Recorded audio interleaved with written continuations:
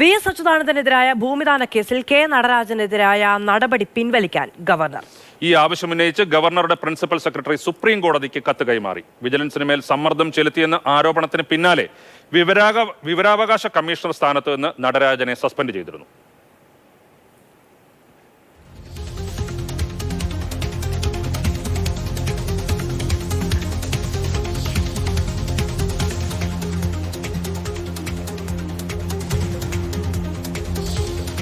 ബാലഗോപാൽ കൂടുതൽ വിശദാംശങ്ങളുമായി ചേരുന്നുണ്ട്. ബാലു, ഇത് ഒരു പഴയ സംഭവമാണെന്ന് തോന്നുന്നു. ഇതിനകത്ത് ഇപ്പോൾ എന്താണ് സംഭവിച്ചിരിക്കുന്നത്? രാജീവ്, 2010 വി.എസ്. അച്യുതാനന്ദൻ മുഖ്യമന്ത്രിയായിരുന്നപ്പോൾ അദ്ദേഹത്തിന്റെ ബന്ധുവായ ആലപ്പുഴ സ്വദേശി ടി.കെ. സോമന അനധികൃതമായി കാസർഗോഡ് 2.33 ഏക്കർ ഭൂമി പതിച്ചു നൽകാൻ തീരുമാനിച്ചിരുന്നു. ഇതിനെതിരെ വിജിലൻസ് ഒരു കേസ് രജിസ്റ്റർ ചെയ്തിരുന്നു. ഈ കേസ് അന്വേഷിച്ചിരുന്ന ഡിവൈഎസ്പിയെ സ്വാധീനിക്കാൻ അക്കാലത്ത് ഈ വിവരാവകാശ കമ്മീഷൻ അംഗമായിരുന്ന നടരാജൻ ശ്രമിച്ചുവെന്ന് ചൂണ്ടിക്കാണിച്ചുകൊണ്ട് അദ്ദേഹത്തെ ഈ വിവരാവകാശ കമ്മീഷൻ സ്ഥാനത്ത് നിന്ന് നീക്കിയിരുന്നു. ഈ നിയമപ്രകാരം വിവരാവകാശ കമ്മീഷനെ പുറത്താക്കണമെങ്കിൽ സുപ്രീം കോടതിയിലേക്ക് ഒരു റെഫറൻസ് ഗവർണർ അയക്കേണ്ടതുണ്ട്. ആ റെഫറൻസിൽ നടപടി ആവശ്യവുമാണ്.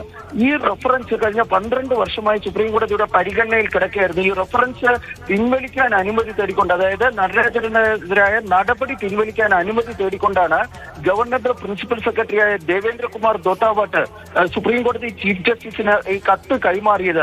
ഡിസംബറിലായിരുന്നു ഈ കത്ത് കൈമാറിയിരുന്നത്. ഈ കത്ത് ഇന്നാണ് സുപ്രീം കോടതിയുടെ പരിഗണനയ്ക്ക് വന്നത്. സുപ്രീം കോടതി പറഞ്ഞത്, ഈ ചീഫ് ജസ്റ്റിസ് പറഞ്ഞത്, കേവലം ഒരു കത്തിന്റെ അടിസ്ഥാനത്തിൽ ഈ റെഫറൻസ് അഥവാ നടപടി പിൻവലിക്കാൻ വേണ്ടി കഴിയില്ല, അതിന് കുറച്ച് നടപടിക്രമങ്ങളുണ്ട്, അതുകൊണ്ട് തന്നെ ഇത് വിശദമായി കേൾക്കാമെന്നാണ് സുപ്രീം കോടതി ഇന്ന് പറഞ്ഞിരിക്കുന്നത്.